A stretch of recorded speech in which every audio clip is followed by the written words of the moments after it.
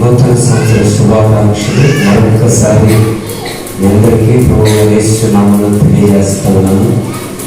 దేవుడి సంవత్సరాన్ని మీకు ఆశీర్వాదకరంగా మార్చునుగాక. సంతోషంగా స్తోత్రం గట్టి అంతా సంతోషంగా ఉన్నారు. నేను కూడా చాలా సంతోషంగా ఉన్నాను. ప్రభుత్వం బట్టి వాగ్దాన సందేశకు కూడికకు బ్రదర్ కూడా ఎంతో ఆసక్తితో వచ్చారు. వాగ్దానం అనేది దేవుడు మనుషులతో చేస్తున్న ఒక ప్రమాణం. చాలాసార్లు ప్రతి నెల మొదటి తారీఖు రోజు నేను అందరికి చెబుతున్నాను, మరొకసారి జ్ఞాపకం చేస్తాను. వాగ్దానం అనేది మనుషుడితో దేవుడు చేస్తున్న ప్రమాణం. ప్రమాణం అంటే ఇక దాన్ని తీసివేయరు. దాన్ని ఎవరు కూడా తీసివేయడానికి కానీ మార్చడానికి కానీ అవకాశం లేదు. హల్లెలూయా. ఒకవేళ దాన్ని తీసేయాలి, మార్చుకోవాలంటే ఎవరైతే చేశారో, ఎవరితో అయితే చేశారో వాళ్ళిద్దరి మధ్యలోనే ఉంటుంది అండర్స్టాండింగ్. అర్థమవుతుందా? ప్రమాణం అనేది ఎవ్వరూ తీసేయలేదు. మూడో వ్యక్తి దాన్ని తీసేయడానికి అవకాశం లేదు. కానీ వాగ్దానం జరగకపోవడానికి, వాగ్దానం నిరర్థకం, ప్రమాణం జరగకపోవడానికి గల కారణం ఏంటంటే ఎవరైతే చేశారో వాళ్ళ యొక్క జీవిత విధానాన్ని బట్టే ఉంటుంది. హల్లెలూయా. కొన్నిసార్లు వాగ్దానం ఆలస్యమైనంత మాత్రం జరగదు అనుకోవడానికి లేదు. ఖచ్చితంగా ఒక గత గురువారం చెప్పారు కదా, నిర్ణయ కాలం ఒకటి ఉంది ప్రతి మనిషికి. నిర్ణయ కాలం అనేది నువ్వు తొందరపడితేనో, నువ్వు ఆరాట పడితేనో, లేకపోతే నువ్వు అనుకుంటేనో జరగదు. ఆయన ఒక నిశ్చయించాడు. ఆయన ఒక కాలాన్ని, ఒక సమయాన్ని ఆల్రెడీ తన మైండ్లో నేను పుట్టించినప్పుడే క్యాలిక్యులేషన్ వేసుకొని అలా పెట్టించాడు. హల్లెలూయా. ఇవ్వాల్సిన సమయంలో, జరిగించాల్సిన సమయంలో దేవుడు ఖచ్చితంగా జరిగిస్తాడు. దేవుడికి స్తోత్రం. వాగ్దానం దేవుడు మనుషులతో చేస్తున్న ప్రమాణం. ఎవరితోనో కాదు, నీతోనే. ప్రతి వాగ్దానము నా కొరకే, వ్యక్తిగతం, నా కొరకే. హల్లెలూయా. సో నీ కొరకే ఈ వాగ్దానం ఖచ్చితంగా జీవితంలో నెరవేర్చుకోవాలి. సమూయేలు మొదటి గ్రంథం, రెండో గ్రంథం 19:33 వాగ్దాన సందేశకుడిలో దేవుడు ఈ 2022 సంవత్సరంలో మనకి ఇస్తున్న వాగ్దానం సమూయేలు రెండవ గ్రంథం 19:33 యెరూషలేములో నా యొద్ద నిన్ను నిలిపి, హల్లెలూయా, దేవునికి మహిమ కలుగుగాక, నా యొద్ద నిన్ను పోషిస్తాను.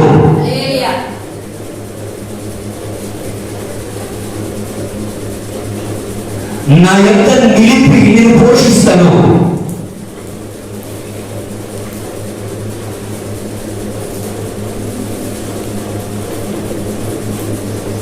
శత్రువులు దావీదు మీదకి వ్యతిరేకించబడతారు. శత్రువులు అంటే బైబిల్లో రాసుకుని బయటతో పోరాటం అయిపోయి, బయటతో యుద్ధాలు అయిపోయి, బయటతో అన్ని జరిగిపోయిన తర్వాత రాజుగా నియమించబడ్డాడు.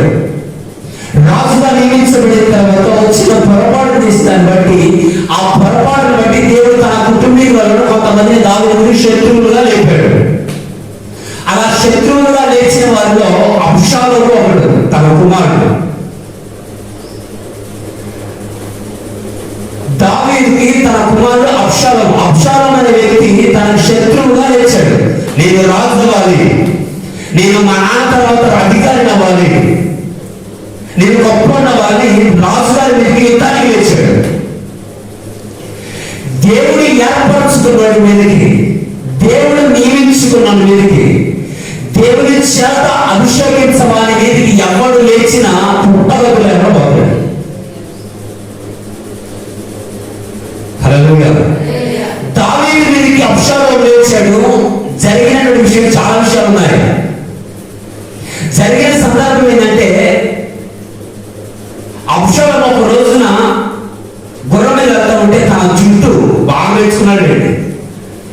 జుట్టు బాగా పెంచుకునేసరికి గుర్రం మీద వెళ్తున్నప్పుడు ఆ జుట్టు కాస్త గాలికి పైకి లేస్తా ఉంది. అలా పైకి లేస్తున్న సమయంలో చెట్టు కొమ్మలకి ఈ జుట్టు తగులుతుంది. చెట్టు కొమ్మలకి మరీ అధిగమించిన జుట్టు కూడా ఉండడం మనం తెగరాడతారు. జుట్టు పెరగాలి. హల్లెలూయా. అధిగమించిన జుట్టు ఉండడం కూడా భర్త పడడానికి బాగా పడుతుంది. జుట్టు పట్టుకొని గోడగేసి గుద్దిందే. అధిగమించిన జుట్టు కూడా పరిగెడదు. ఆ మధ్య చెప్పాగా మొత్తం బాగుంది. తమ్ముడు అంటున్నాడు, అన్నా వచ్చే సంవత్సరం ఉండిద్దా అన్న. గమాలి లేదు, వచ్చే సంవత్సరానికి ఆయన ఉండిద్దా అన్నాను. వచ్చే సంవత్సరానికి పోయిందిలే, 2022 చాలు, నేను స్తోత్రకరంగా అన్నాను. మొత్తం ఉండిపోతుంటే రిజల్ట్ కూడా వచ్చింది. 2 సార్లు ట్రై చేశారు. తర్వాత దేవుని ఆత్మ గద్దించింది, ఆఫ్ చేసింది. చెప్పాగా దేవుడు గద్దించినప్పుడు ఆపుకుంటే మంచిది, లేకపోతే ఉన్నదే పోతుంది. హల్లెలూయా. ఉన్నదే పోతుంది, అది కూడా పోతుంది. సో దేవుడు చెప్పినప్పుడు వింటే దాని ప్రకారం లోపల చాలా మంచిది. హల్లెలూయా. రిజల్ట్ వచ్చినాను, నిజం వచ్చి దేవుని స్తోత్రంగా రాశా. కొంత మీరు ట్రై చేయమా, ట్రై చేయాలంటే చెప్తాను, లేకపోతే చెప్తాను. చేయగా చేసినట్టు ఉండాలి. కలబంద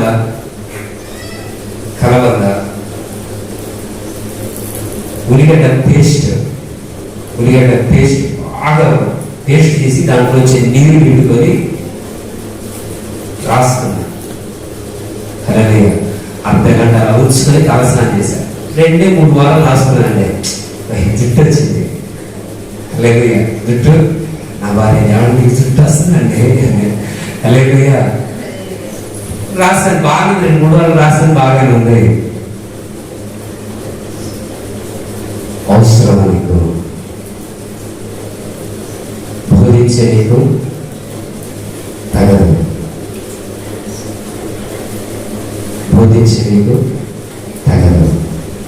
అవసరం ఉంచాలంటే ఉంచుతా, తీసేదంటే తీసేస్తా.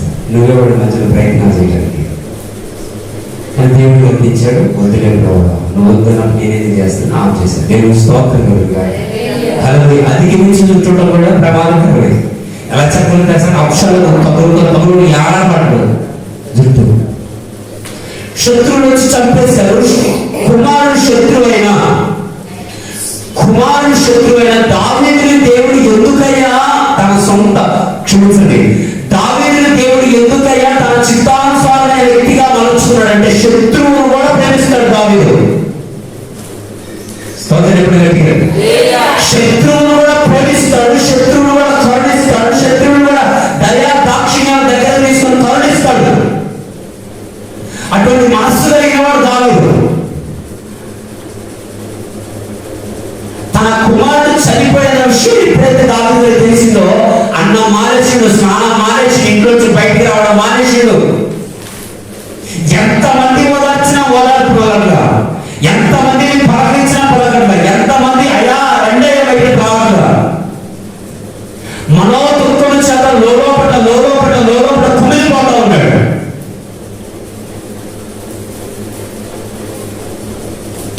ఒక వ్యక్తి వెళ్ళి ఎవరిని రాజుగారు మా మీద మీకు ఎంత ప్రేమ, ఈరోజు మాకు అర్థమైపోయింది పూర్తిగా. చనిపోయిన ఒక్క కుమారుడి కోసం, చనిపోయిన ఒక్క కుమారుడి కోసం ఇంతమందిని బాధపడుతున్నాడు. అంటే నీ కొడుకు, మేమందరూ చచ్చిపోయి ఒక్కడు కొడుకు బతుకున్నా నువ్వు సంతోషంగా ఉండేవాళ్ళేమో.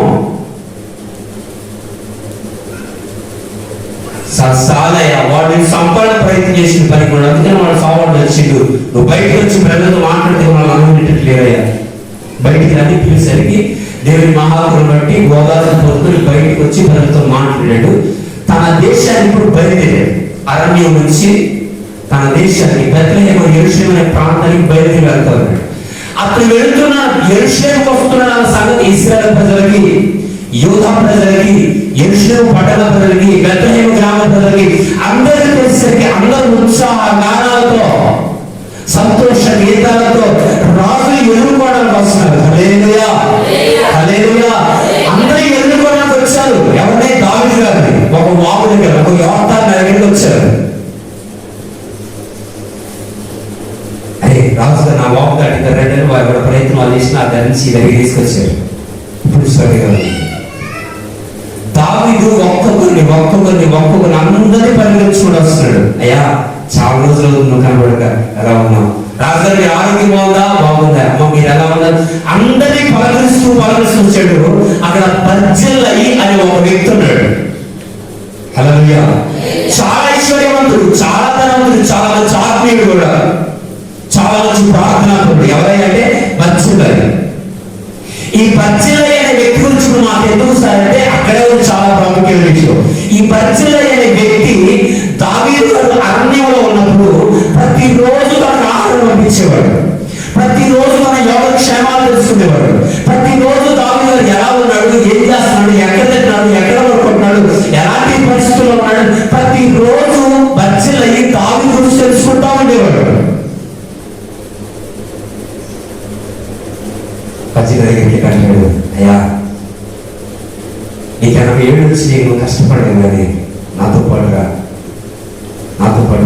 అవసరం ఒక మంత్రిని నిలబెడతాను నాతో పాటు అంటే పరిచయం అంటాడు. అయ్యా నేను 80 ఏళ్ళ వయసు వచ్చింది, నేను నీ దగ్గరికి రాలేదయ్యా, నా వల్ల కాదు, కొంత దూరం వస్తాను కానీ చివరిగా మీతో పాటు నేను రాలేదయ్యా అంటే అప్పుడు అంటున్నాడు దావీదు, అయ్యా నువ్వు నా ఇంటికి వస్తే యెరూషలేములో నా యొద్ద నేను పోషిస్తాను.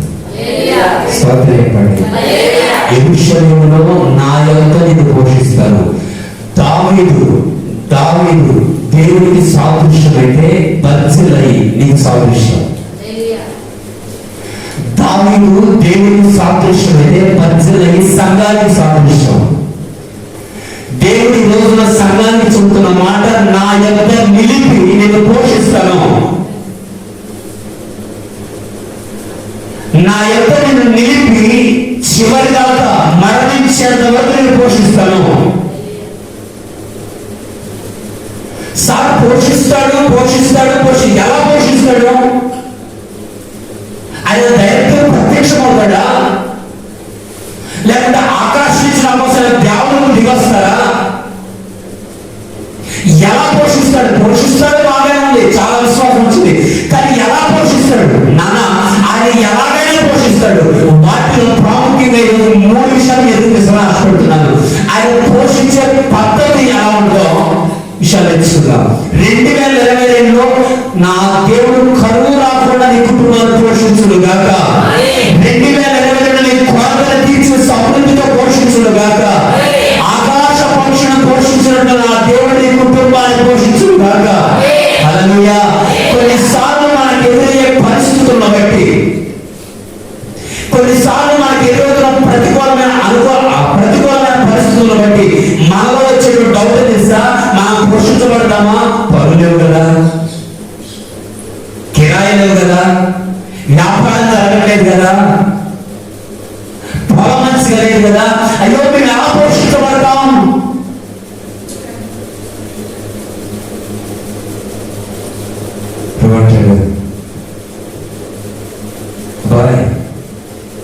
ఏమి తిందామో, ఏమి త్రాగుదామో, ఏమి ధరించుకుందామో అని మీ శరీరాన్ని గురించి కానీ మీ దేహాన్ని గురించి మీరు చింతించమాకండి. ఆకాశ పక్షులను పోషించిన దేవుడే మిమ్మల్ని పోషిస్తాడు. హల్లెలూయా. దేవుని స్తోత్రం కలుగును గాక. ఆకాశ పక్షులను పోషించే దేవుడే నిన్ను పోషిస్తాడు. వాటిని చూడండి, అవి దాచుకుంటాయా? లేవు కదా. అవి కొట్లు ఉన్నాయా? లేవు. వాటి బ్యాంక్ బ్యాలెన్స్, ఏటీఎం కార్డులు లేవు కదా. అయినా సరే వాటిని పోషిస్తున్నాడు. మీరు వాటికంటే శ్రేష్ఠ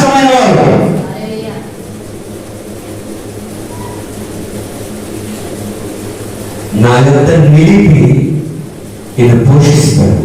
ఆయన పోషించే పద్ధతిలో త్వరగా 3 విషయాలు. రాజుల మొదటి గ్రంథం 17వ అధ్యాయము 5వ వచనం. అతడు పోయి దేవుడు చెప్పిన మాట చొప్పున యోర్దానుకి ఎదురుగా ఉన్న కేరీతు వాగు దగ్గర నివాసం చేశాను. అక్కడ కాకోలములు అంటే కాకులు ఉదయమందు రొట్టెను మాంసమును, సాయంత్రం కాల సమయంలో రొట్టెను మాంసమును. హల్లెలూయా, హల్లెలూయా. ఆయన ఎలా పోషిస్తాడంటే ప్రకృతిని వాడుకుంటాడని పోషించడానికి.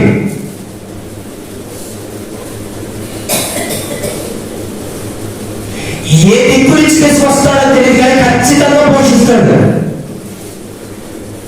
ఏలియా సేవకుడు రాజుగారి దగ్గరికి వెళ్ళి, రాజా ఈ 3 సంవత్సరాల్లో వర్షం కానీ మంచు కానీ ఏది కానీ భూమి మీద చిరుపెట్టబడదు, భయంకరమైన కరువు దేశాన్ని వెంటాడబోతుంది అని ప్రకటన చేశాడు. దేవుడు నాన్న ఒకటి గుర్తుంచుకో, ఒకటి మాత్రం గుర్తుంచుకో,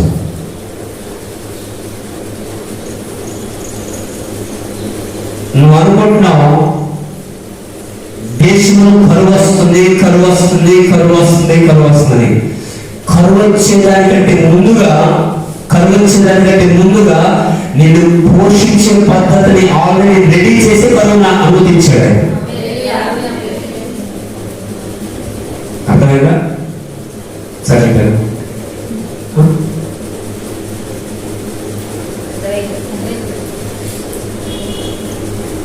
గౌరవ తెలిసి ల్యాబ్కి ఉండేది అలాగే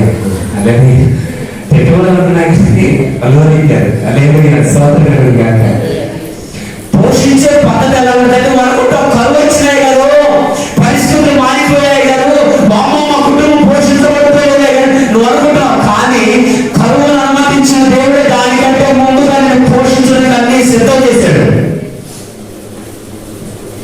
నా యొక్క నిలిపిని పోషిస్తాను. ఎలా పోషిస్తానంటే ఏ దిక్కు నుంచి పంపిస్తాడో తెలియదు కానీ ఖచ్చితంగా నువ్వు పసుపేట పడుకోడు.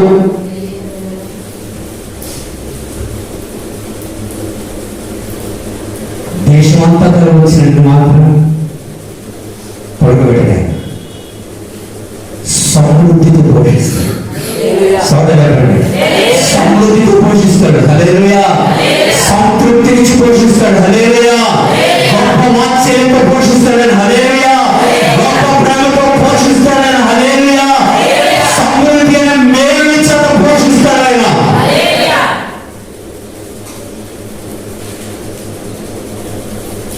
అయ్యా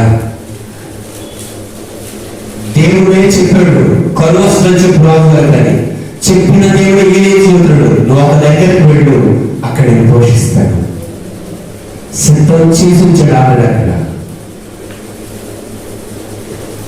వాటర్ వచ్చింది. ఏమొచ్చింది? వాటర్ వచ్చింది. వాటర్ వస్తుందంటే దాని ముందుగా విజయాన్ని రెడీ చేసి వాటర్ ఇచ్చాడు ఆయన. దేవుడు తెలుసా, విజయం యొక్క విలువ తెలియాలి.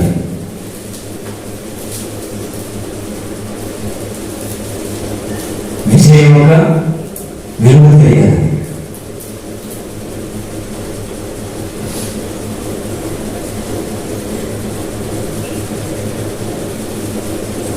ప్రార్థన ముగించుకొని వత్సల గ్రామానికి వెళ్తున్నాను. చాలా కూర్చుంది.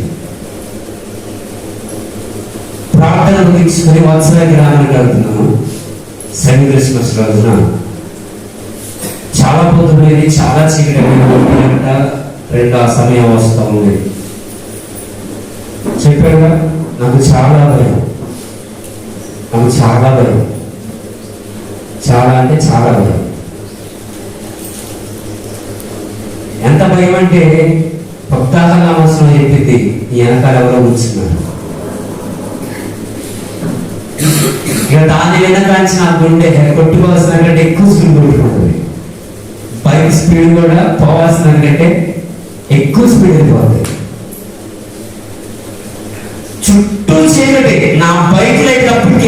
చుట్టూ చీకటే ఉంటాడు. నా ఎదురుగా ఏదైనా లైట్ వస్తే బాగుంటుంది, అంటే లైట్ అంటే వాహనం ఏదో వస్తే బాగుంటుంది, కొంచెం ధైర్యంగా ఉంటుంది. మనిషిగా పడకపోయిన కొంచెం లైట్ ఏది అవపడితే బాగుంటుంది, అంత కొంచెం ధైర్యం ఉంటుంది. ఏదో పడట్లేదు. ఉత్సవాన్ని ఒక 3-4 కిలోమీటర్లు నడగానే పైకి చూశాను. అక్కడ ఎక్కడో ఒక లైట్ వెలుగుతుంది. హల్లెలూయా. అక్కడ ఎక్కడో ఒక లైట్ వెలుగుతుంది. అప్పుడు నా గుండెలో ధైర్యం వచ్చింది, అమ్మాయ నా కోసం అక్కడ ఎవరో ఉన్నారు. స్తోత్రం చెప్పండి. చీకటి ఉంటేనే వెలుగు విలువ తెలుస్తుంది. మనం చీకటి ఉంటేనే వెలుగు యొక్క విలువేంటి తెలుస్తుంది. స్తోత్రం కలుగుగాక. హల్లెలూయా. ఏలియా యోర్దాను నదికి వెళ్ళి పోషిస్తాను. నేను ఎలా పోషిస్తానో కాకుల చేత నేను పోషిస్తాను. ప్రకృతి ద్వారా నేను పోషిస్తాను. దేశమంతా కరువుతో అల్లడిన నీ కుటుంబానికి కరువురా నేను. దేశమంతా ఆకలితో చచ్చిన నిన్నొక్కదాన్ని బ్రతికిస్తా అవసరం అయితే నేను నిన్ను పోషించడానికి సిద్ధంగా ఉన్నాను. హల్లెలూయా. ఎలా పోషిస్తాడు సార్ అంటే పక్షులు వాడుకుంటాడా నేను పోషించడానికి, ప్రకృతిని వాడుకుంటాడా నేను పోషించడానికి. 2 రాజుల మొదటి గ్రంథం 10వ అధ్యాయము 8-9 వచనం.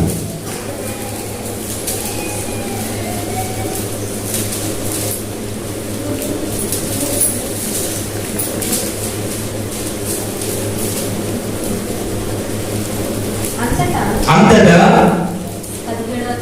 17వ అధ్యాయం 8-9 వచనం. అంతటా దేవుని వాక్కు అతనికి ప్రత్యక్షమై ఇలాగ చెప్పాడు, నీవు సిరోను పట్టణ సంబంధమైన సారేపతులు ఊరికి పోవు, అచ్చట ఉండును. ఏనగా నిన్ను పోషించుటకు అచ్చట ఉన్న వ్యక్తులను లేపుతాడు పోషించడానికి. ఆయన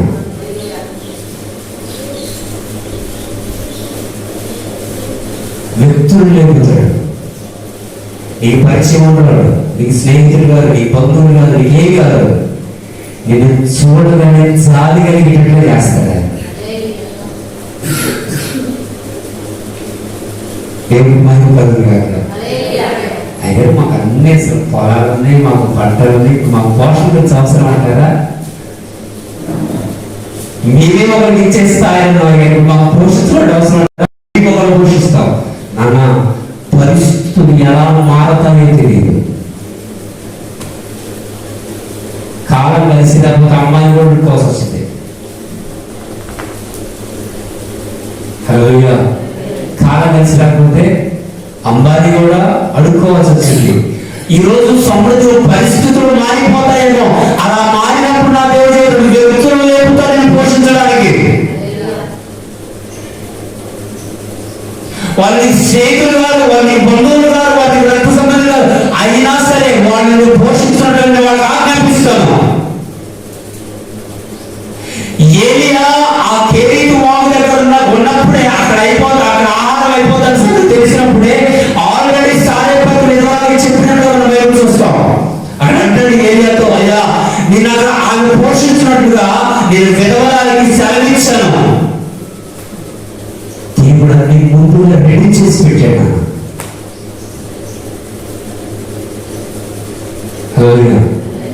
నా కుటుంబాన్ని పోషించుకోవడం ఆశపడుతున్నాను సార్, కానీ అసలు ఎంత ప్రయత్నం చేసినా కూడా దేవుడు అన్ని సిద్ధపరిచి పెట్టాడు.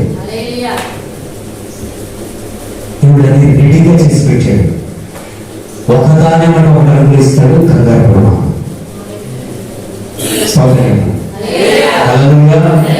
ఒకదాన్ని బట్టి ఒకటి ఇస్తాడు, కంగారు పడమా. ఒకటి గుర్తుంచుకో, ఒకసారి మళ్ళీ జ్ఞాపకం చేస్తాం. ఒకప్పుడు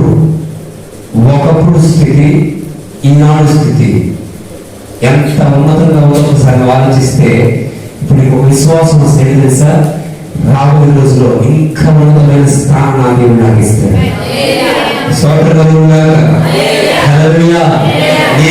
నేను అప్పుడు ఒంటరిగా కూర్చొని ఆలోచిస్తాను, నిజమైన ఆయన ఒకప్పుడు నా స్థితి ఏంటి, ఈ రోజు నా స్థితి ఏంటి, ఈ స్థాయి తీసుకొచ్చాడు, ఇంకా ఉన్నతమైన స్థాయి తీసుకెళ్తాడు.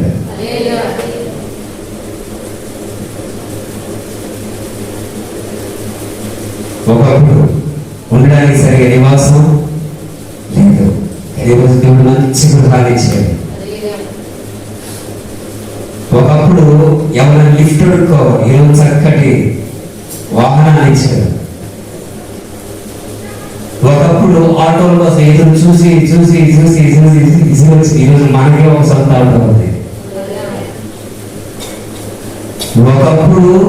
ఒకప్పుడు నీకేమైనా అవసరం అయితే ఇతరుల దగ్గర అడిగేదాన్ని, ఈ రోజున సమృద్ధి కలిగి జీవిస్తున్నాం. అప్పటి స్థితికి ఇప్పటి స్థితికి ఒకసారి వ్యత్యాసం తెలిస్తే విశ్వాసం చేస్తే రాబోయే రోజులు ఇంకా శ్రేష్టంగా అనిపిస్తాడు నా దేవుడు. దేవుడికి మహిమ కలుగునుగాక. నా దేవుడు అన్ని రెడీగా తెలిసి పెడతాడు. కాకుంటే ఒకదాని తర్వాత అన్ని ఒకేసారి ఇస్తే పట్టుకోలేదు,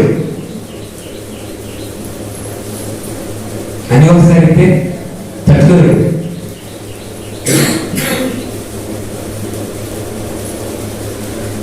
మా వేణుని వాడుకోండి, వేణు వాడుకోవచ్చు, నేను వాడుకోవచ్చు, నేను వాడుకోవచ్చు అండి. మీకు తెలుసా, మీరు కూడా అంత తొందరగా వచ్చి క్రిస్మస్ ఎలాగా వచ్చి థ్యాంక్స్ గా వేణుని వాడు పాపం వాళ్ళ ఫ్యామిలీ నాకు కనపడలేదు మన క్రిస్మస్ లో వాడే కదా.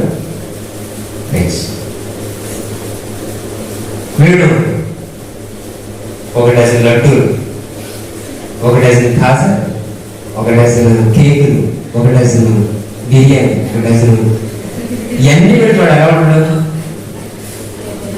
ఏ తినాలి అంతగా పిచ్చి వేసుకోవాలి. ఒకవేళ మూడు స్తోత్రం కదా, ఏ తినాలి అర్థం కాక ఒకటి చాలన్న తినాలన్నది కానీ కన్నేమో కావాలన్నది, కడుపేమో వద్దంటున్నా అన్న ఏమనుకోవద్దన్న తినాల్సిందే బలం పెడితే. సో దేవుడు కూడా అన్ని ఒకేసారి తట్టుకోదు. ఏం చేయాలో నీకు అర్థం కాదు, ఏ టైంలో ఏది నిర్ణయించుకోవాలి. ఉదాహరణకండి, ఇప్పుడు నాకు ఇప్పుడు ఏం కావాలి అర్థం కావడం కోసం, అర్థమవుతుంది అనుకుంటున్నాను, అర్థం కావడం కోసం నాకు మంచి బైక్ కావాలి, షైనో పల్సరో ఆసరో ఏదో కావాలి, ఏదో కావాలి. వచ్చినప్పుడు దేవుడు నా ప్రార్థన ఆలకించి షైన్ ఒక పక్క, యమహా ఒక పక్క, పల్సర్ ఒక పక్క, జెట్ ఒక పక్క, దిగ్గా నాకు ఎన్ని ఇష్టం బయట అంటే హల్లెలూయా. ఎంత ఇష్టం తెలుసా, చచ్చిపోయిన ఒక్కసారి నాకు కనుక్కుంది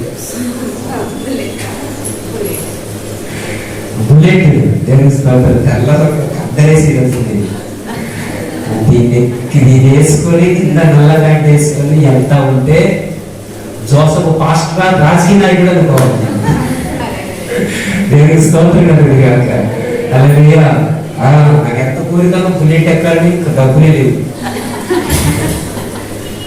హల్లెలూయా. మొన్నటి జాస్తి క్యాలరీ అన్న ఎంత ఒక 90 వచ్చిందన్న, 90 ఈ 2016 మాటలు. హల్లెలూయా. 2016 మాటలన్నా 2.5 లేదే రాదు. దేవునికి స్తోత్రం కదా. 1.5 పైనే కిందలు, 1.5 పైన తప్ప కిందలు. దేవుడు అంతమంది దగ్గర లేదన్నా. అలాగే ఇప్పుడు దేవుడు నాకు అన్ని నాకు ఇష్టమైన బైక్లే. ఏంటి, ఒకటే bullet, ZR, F-Jet, Pulsar, shine అన్ని పెట్టిండు, RX-100 అన్ని పెట్టిండు. పెట్టి నీకేది కావాలి తీసుకున్నాడు, పిచ్చి వేసిపోతున్నాడు. బుల్లెట్ ZR మొత్తం కలిగి నల్లగా ఉంది, నాకు కావాలి. అదే కదా బాగా ఎత్తుగా నాకు RX పిచ్చి వేసిపోతుంది.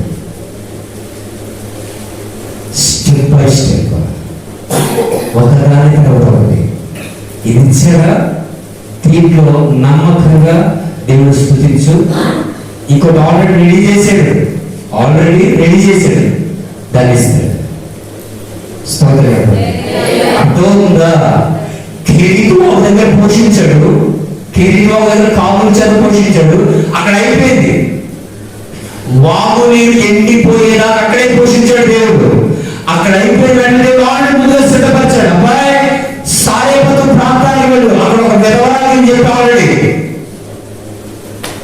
ఒక దాని తర్వాత దేవుడి కోసం అన్ని దాచిపెట్టాడు పోషించడానికి.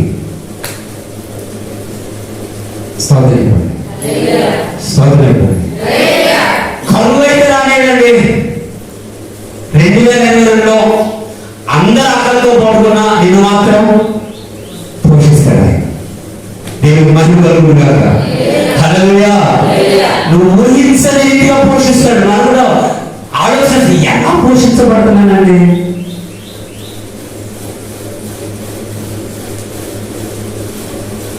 మూడు చెప్పేసి ముగించాను. చెప్పాగా 11:30 ముగించాను. టైం మీరే పాటించలేదు, నాదే తప్పు లేదు. నేను చెప్పొచ్చు ఖచ్చితంగా. పోయి నాకు పక్కన ఇచ్చారు, అడగడం మర్చిపోయాను. అమ్మ వచ్చేవాళ్ళు ఎంతమంది అమ్మ కానిసుకోరు, కొత్తలు ఇచ్చారు. మీరు షేర్ ఆ వదిలేకపోయిందా మీరు ఇచ్చారు. మా పాప కొత్త ఇచ్చిన వాళ్ళు బాధపడతారు. మా వాడు అరవించుడు మమ్మీ అంటుంటారు. అదే దేవుడి స్తోత్రం. ఒక మైండ్ తమ్ముడు చాలు, మిగతా వాళ్ళు గడవబడే గుంపులు ఉంటారు. మన ఎత్తపడదామా, మన ఎత్తపడదాం.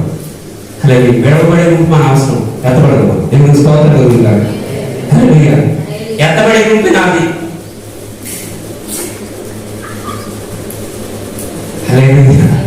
ఎత్తబడే గుంపే నాది, నాకు సంబంధం లేదు. మీరు ఎడబడతారో ఎత్తబడతారో ఆనాడు మోషే చెప్పాడు, ఇదిగో యెహోవా పక్షమై నిలబడిన వారందరూ నా పక్కకి రండి. చిన్న పెద్ద కొంతమంది వచ్చారు. మిమ్మల్ని కాదులే, సందర్భాలు చెబుతున్నా. మిమ్మల్ని అనుకుని మాకు తెచ్చుకున్నారు. లేదు, మిమ్మల్ని మాత్రం తెచ్చమాక. పండుగ రోజు కూడా చేపలు అంటారు, దరిద్రం తెచ్చుకోమాకండి. మీకైతే కాదు. ఇదిగో ఇశ్రాయేలు ప్రజలారా, యెహోవా పక్షమై నిలబడిన వాళ్ళు నా పక్షం రండి. వచ్చి మీరేనాకే ఉన్నారా? ఇంకెవరు లేరు.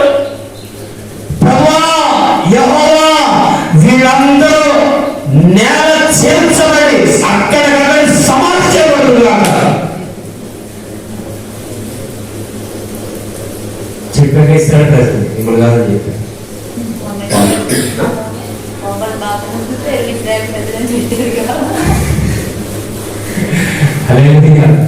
దేవుని స్తోత్రం కలుగుగాక.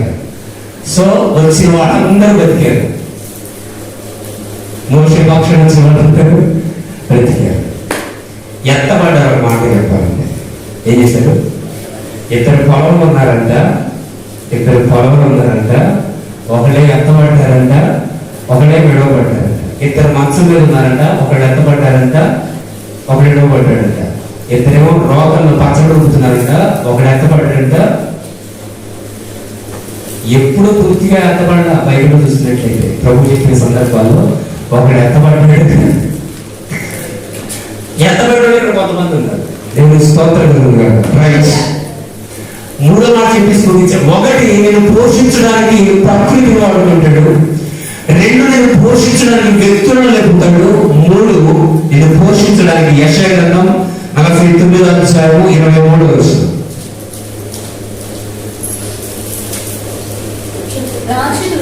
రాజులు హల్లెలూయా, రాజులు నిన్ను పోషించే తండ్రులు గాను, వారి రాణులు నిన్ను పాలించే దాదులు గాను ఉండేదను.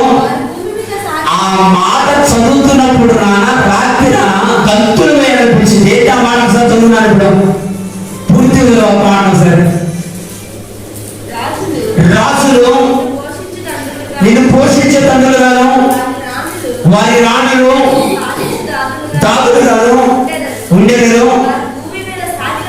సాగిలపడి నీకు నమస్కారం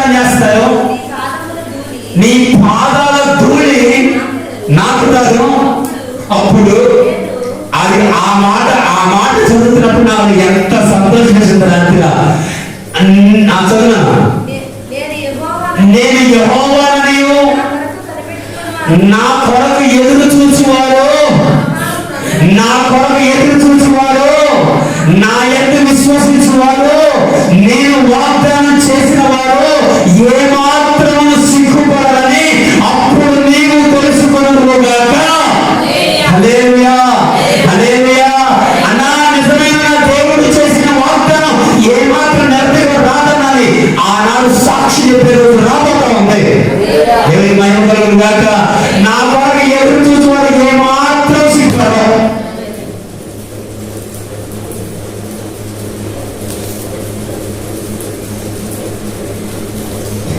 నా జనులు ఇక ఎన్నడూ సిగ్గుపడరంటివే, నా జనులు ఇక ఎన్నడూ సిగ్గుపడరంటివే. కృపను కృపను జయగీతమే పాడుచు,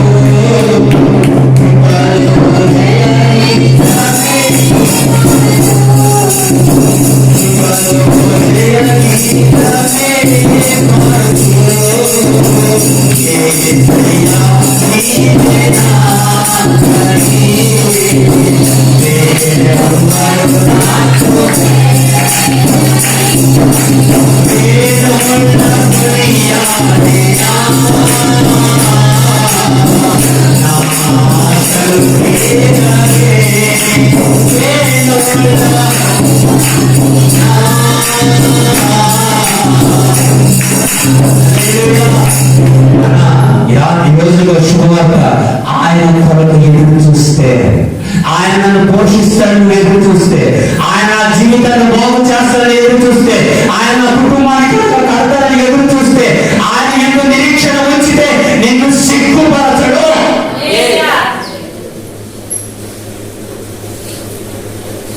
ఆ రోజు వచ్చినప్పుడు అంట, నిజంగా దేవుడు నిజమైన దేవుడు అన్న, నిజంగా దేవుడు నిజమైన.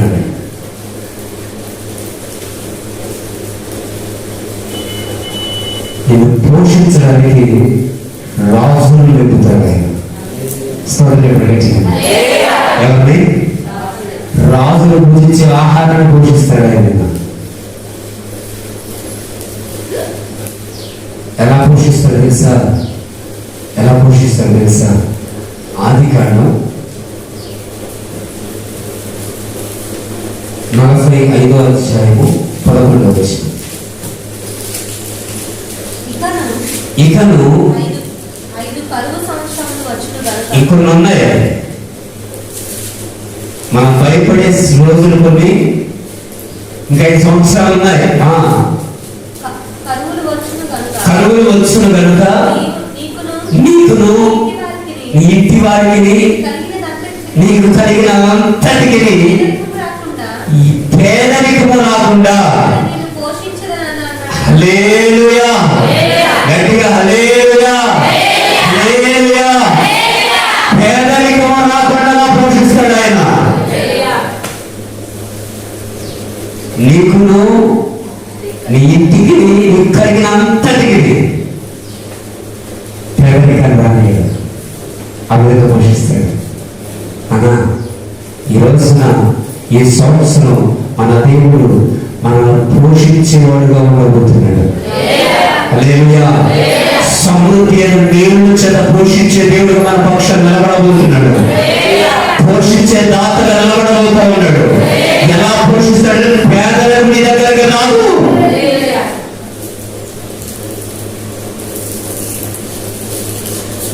పేదలకు నీ దగ్గరికి రాని రోజున నీకు అర్థమవుతుంది. నేను యెహోవాననియు నా కొరకు ఎదురు చూసేవారు సిగ్గుపడాలనియు అప్పుడు నీవు తెలుసుకుంటావు. ఎప్పుడు?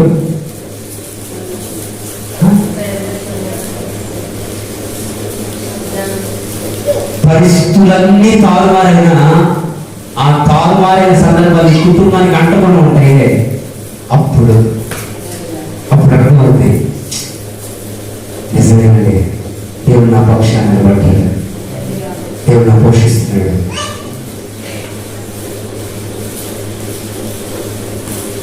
నిజమా? రాత్రి 1 గంటకి కదా 3 దాకా పెట్టుకున్నాం, పొద్దున 4కి వేసాం, 3 పడుతుంది. వాక్యం రాసుకుంటా ఉన్నాను, రాశాను, 2-3 అంశాలు రాశాను. ఆ చిట్ట చివరిది ఆ యెషయా గ్రంథం 43:9 49 ఆ వచనం చదువుతున్నప్పుడు తమ్ముడు చెప్పాడు, ఇది తమ్ముడు నాకు కావాల్సిన వాక్యం. హల్లెలూయా. నాకు కావాల్సింది ఇది. మనం తెలుసుకునేటట్టుగా చేస్తాడు. ఏం తెలుసుకునేటట్లు? ఆయనే నిజమైన దేవుడు.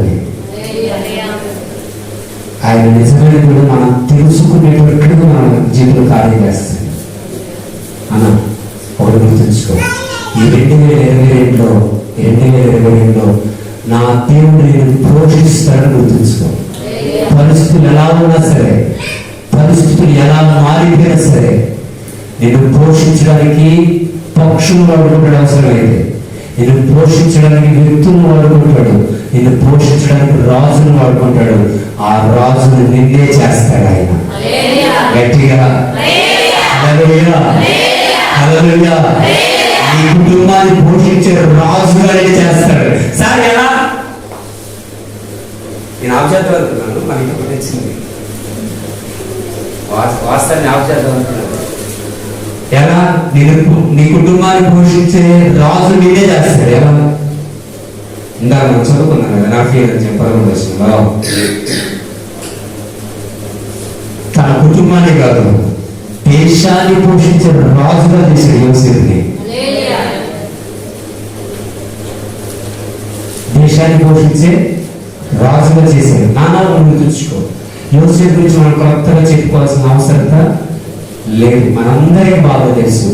అవమానాలు, నిందలు అయిన వారే చీయన్నారు, నాన్నవారే కొట్టారు, తిట్టారు, కన్నేలమై కూడా తీసుకెళ్లారు. అవమానాలు, చెయ్యని నేరాలు, జైలు శిక్ష, ఒకటి కాదు. ఈ రోజు నీకు ఎదురవుతున్న చిన్న చిన్న సమస్యలకే నువ్వు బామ్మోని సత్తున్నావు. ఆనాడు యోసేపు ఏ రోజు కూడా బాధపడ్డా.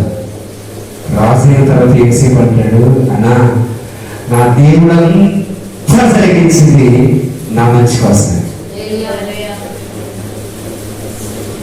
ఆ మార్గాలని, ఆ రోదన, ఆ శోధన కలిగిన మార్గాలన్నీ ఈరోజు దేవుడు తీసుకొచ్చాడంటే ఎదురును అణచివేయడం కాదు, అది నా మంచి కోసమే, దేశం మంచి కోసమే. ఈరోజు నువ్వు అవమానపరచబడుతున్నావు, నిందించబడుతున్నావు, శ్రమల గుండా పెడుతున్నావు, శోధించబడుతున్నావు, నీ అన్న వల్ల నేను చేయబడుతున్నాను అనుకోమాక. దేవుడు శ్రేష్టమైన ఆశీర్వాదంతో ఎదుర్కోబోతావు. హల్లెలూయా, హల్లెలూయా. యోసేపు లేకున్నట్టు ఒక కళతో చెప్తానా, ఒకే ఒక కళ చరిత్ర మార్చేసింది. ఆయన లేపాలనుకుంటే ఆయన లేపాలి. చెప్పా కదా, నిర్ణయకాలం వచ్చి ఆయన నిశ్చయించిన కాలం వచ్చినప్పుడు ఆయన లేపాలనుకుంటే సెకండ్లలో పరిస్థితులు మార్చేస్తాడు. కాబట్టి నమ్మడం చెబుతాను, వస్తాయి శ్రమలు అనేది రాకుండా, కరువు అనేది రాకుండా, ఇబ్బందులు అనేది రాకుండా ఉండవు. కానీ అది వచ్చినప్పుడు కూడా దేవుడు నాతో ఉన్నాడు, ధైర్యం కలిగి జీవించు. నిన్ను ఉన్నత స్థానంలో నిలబెట్టి పోషించకపోతే నన్ను హల్లెలూయా. 2022 ఆ రీతిగా నన్ను మనందరికీ కృప చూపించిన గాక. కడుముసుకుందాం, ప్రతి ఒక్కరు నోకరిగా కడుముసుకుందాం, దేవస్థానంలో ప్రతి ఒక్కరు నోకరిద్దాం.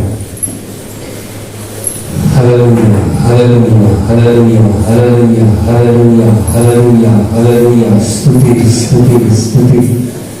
పరిశుద్ధుడా పరిశుద్ధుడా పరిశుద్ధుడా పరిశుద్ధుడా పరిశుద్ధుడా పరిశుద్ధుడా పరిశుద్ధుడా.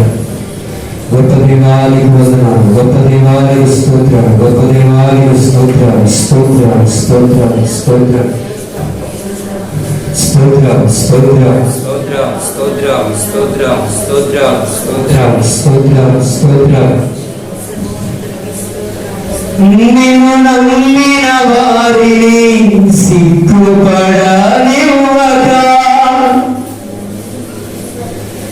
మేలుతో నింపావయ్యా.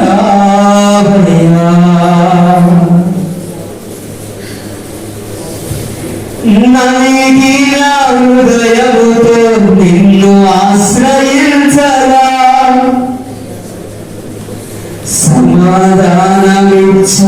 సమాధానమిచ్చావయ్యా. నా జీవితాన నీవు చేసిన మేలకై నీకే స్తుతించెద యేసయ్యా. నా జీవితాన నీవు చేసిన మేలకై నీకే స్తుతించెద యేసయ్యా.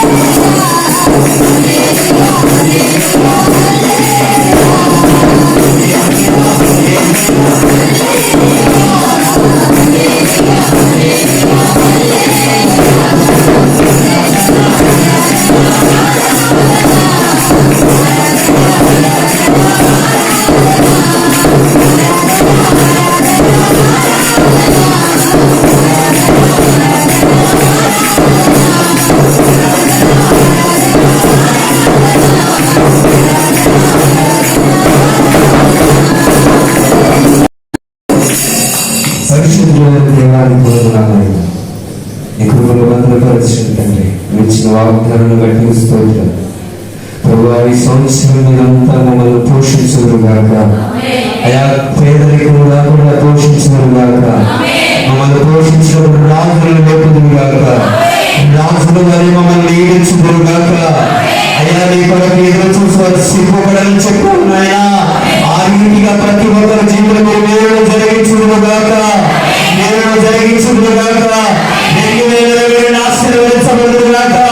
అయ్యా 2020 దాని ఆశీర్వాదాన్ని నా దేవుడు 2020 అనుగ్రహించునుగాక.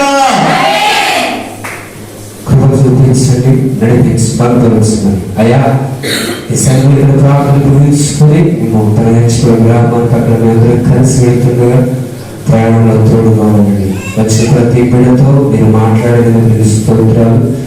పోషించే కర్తగా ఈ సంవత్సరం అంతా మా పక్షులు నిలబడి కృప చూపించిన యేసు నామమున నడుచున్నాము తండ్రి. యేసు రక్తము జయం, ప్రవేశ రక్తము జయం, ప్రవేశనామ సంపూర్ణ జయం కలుగునుగాక. ఆమేన్. హల్లెలూయా. అందరికీ వందనాలు. ప్రార్థన ముగించబడింది.